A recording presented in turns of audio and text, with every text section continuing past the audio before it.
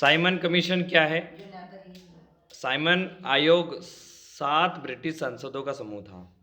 Simon आयोग जो था वो क्या था?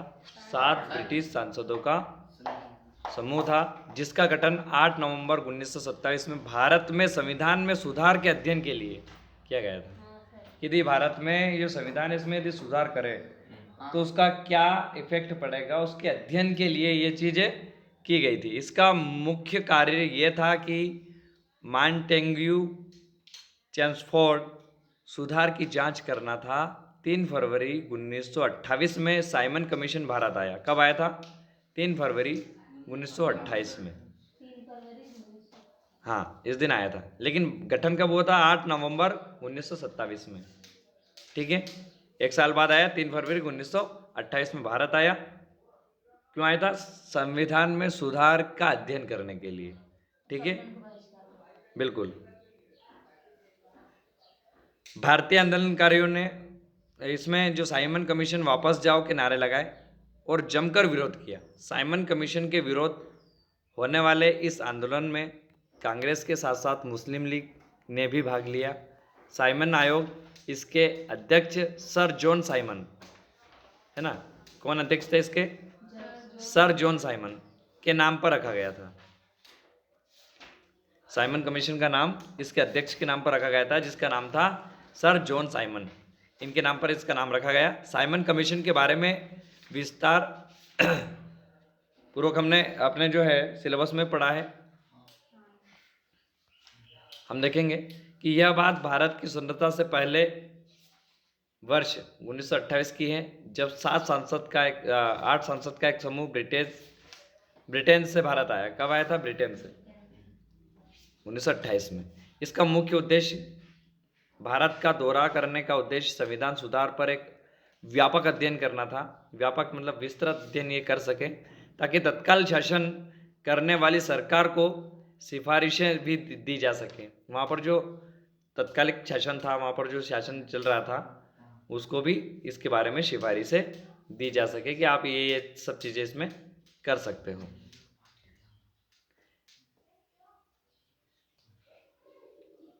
इसे मूल रूप से भारतीय संविधान आयोग, भारतीय वैधानिक आयोग कहा जाता था। इसके अध्यक्ष सर जॉन साइमन के नाम के बाद जो है सिमोन कमीशन का नाम रखा गया। यह सर जॉन साइमन के नेतृत्व में था। एक अंग्रेजी आधारित समूह भारत का दौरा कर रहा था। साइमन कमीशन के इन प्रतिनिधियों ने जमीन पर लहर प्रभाव पैदा कर दिया था। जवाहरलाल नेहरू, गांधी जी, जिन्ना, मुस्लिम लीग के और जो है इंडियन नेशनल कांग्रेस जैसे प्रसिद्ध नेताओं से मजबूत प्रक्रिया देखी गई। ये देखते हैं कि ये जो लोग हैं इनकी पकड़ कहाँ तक है। बहुत सारी चीज़ें इन्होंने यहाँ पर देखी हैं। अब क्यों लाया गया साइमन कमीशन? क्यों लाया गया? तो हम देखेंगे ब्रिटेन की लिबरल सरकार उस समय भारत में आयोग भेजना चाहती थी, जबकि देश में सांप्रदायिक दंगों जोर शोर पर थे और भारत की एकता नष्ट हो चुकी थी। सरकार चाहती थी कि आयोग भारतीयों के सामाजिक तथा राजनीतिक जीवन के विषय में बुरा विचार लेकर लौटे। वो चाहते थे कि जो भारतीय लोग हैं है ना, इनके सामाजिक और राजनीतिक जीवन के विषय में कैसा क्या करें कि बुरा विचार लेकर लौटे। यानी कि वहाँ की जो सरकार थी उन्होंने इनको पहुँचाया था कि आप जाओ और देखो, लेकिन रिस्पॉन्स कैसा देना है कि चाहती थी कि इंडियन के बारे में या यहाँ की सरकार के बारे में नेगेटिव रिस्पॉन्स वहाँ पर प्रस्तुत करने थे। इंग्लैंड में आम चुनाव 1929 में होने वाले थे। लिबरल दल को हार जाने का भय था। वे यह नहीं चाहते थे कि भारतीय समस्या को सुलझाने का मौका मजदूर दल को दिया जाए, क्योंकि उसके हाथ में वे साम्राज्य के हित को सुरक्षा नहीं समझते थे। वो नहीं समझते थे कि जो अपना साम्राज्य इसका हित हो वह सुरक्षित है।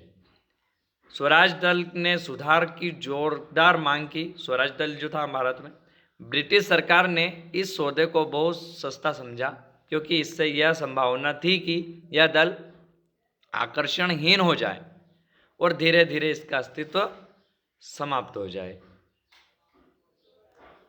इसकी मुख्य विशेषता समझ लो। यह भारत सरकार को अधिनियम 1919 के तहत था। वैध शासन पेश किया गया था। 10 वर्ष के बाद कार्य आयोग नियुक्त करने के लिए दोहरा प्रशासन प्रबंध बनाया गया, जो निर्धारित प्रगति की समीक्षा कर सकता था और निर्धारित उपायों से काम करा सकता था।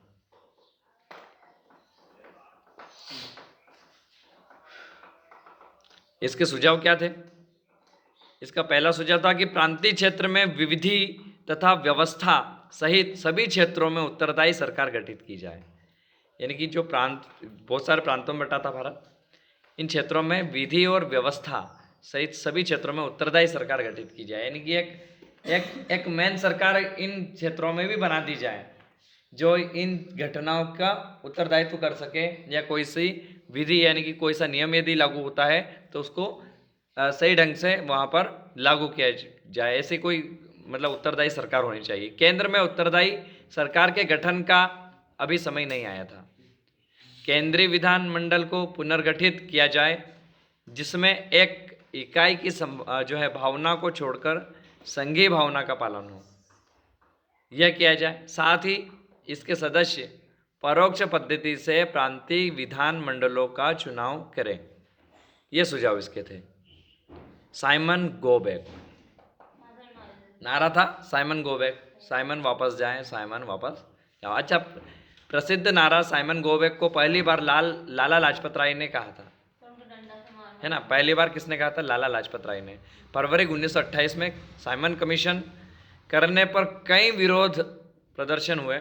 लाला लाजपत राय ने उस महीने पंजाब की विधानसभा में आयोग के खिलाफ एक नारा प्रस्तावित किया। कौन सा? Simon go back. Gandhi ji आयोग के समर्थन में नहीं थे, क्योंकि उनका मानना था कि भारत के बाहर कोई भी सरकार की स्थिति का न्याय नहीं कर सकती। भारत के बाहर जो कोई भी हो, वो सरकार की स्थिति का या भारत की स्थिति का न्याय नहीं। भारत के बाहर बैठी सरकार है, भारत का न्याय कैसे करेंगी? कांग्रेस पार्टी और मुस्लिम लीग ने आयोग का बहिष्कार किया। हालांकि दक्षिण में जस्टिस पार्टी के सरकार का समर्थन किया। विरोध प्रदर्शन में लोग साइमन गो बैक का नारा लगा रहे थे। अक्टूबर 1928 में जब आयोग लाहौर, जो पंजाब में है, पहुंचा, तो लाला लाजपत राय ने के नेतृत्व में एक विरोध प्रदर्शन के आयोग के खिलाफ काले झंडे लहराए। स्थानीय पुलिस ने प्रदर्शनकारियों को पीटना शुरू कर दिया और श्वेत पुलिस अधिकारियों में से एक ने लाला लाजपत राय को बेरहमी से पीटा, है ना। गोरे पुलिस वाले, जिसको तुम बोल सकते हो ना, उनके पुलिस वाले ने इतना पीटा बेरहमी से, वह गंभीर रूप से घायल हो गए और जल्द ही उनकी मृत्यु हो गई। जल्दी से मतलब वही, नहीं सर, एक दिन बाद